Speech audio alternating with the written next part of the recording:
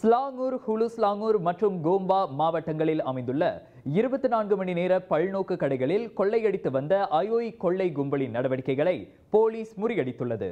அக்கும்பலைச் சேர்ந்த 3 கைது செய்யப்பட்டதை அடுத்து அது சாத்தியமானதாக ஹுலு ஸ்லாங்கூர் போலீஸ் தலைவர் சூப்பரிண்டென்டென்ட் அஹமத் ஃபைசால் தஹரீம் தெரிவித்தார். அதிகாலை மணி 3 வாக்கில் குவாங்கில் உள்ள வீடொன்றில் போலீசார் மேற்கொண்ட அதிரடி சோதனையில் 23 வயதுக்கும் 32 வயதுக்கும் இடைப்பட்ட அம்மூவரும் கைது செய்யப்பட்டனர்.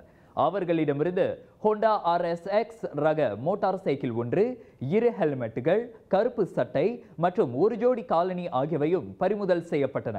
அம்மூவரையும் கைது செய்ததன் வாயிலாக ஹுலு ஸ்லாங்கூர் மற்றும் கோம்பா மாவட்டங்களில் இதற்கு முன் புகார் செய்யப்பட்ட 9 கொள்ளை சம்பவங்களுக்கு தீர்வு காணப்பட்டிருப்பதாகவும் அஹமத் ஃபைசால் சொன்னார்.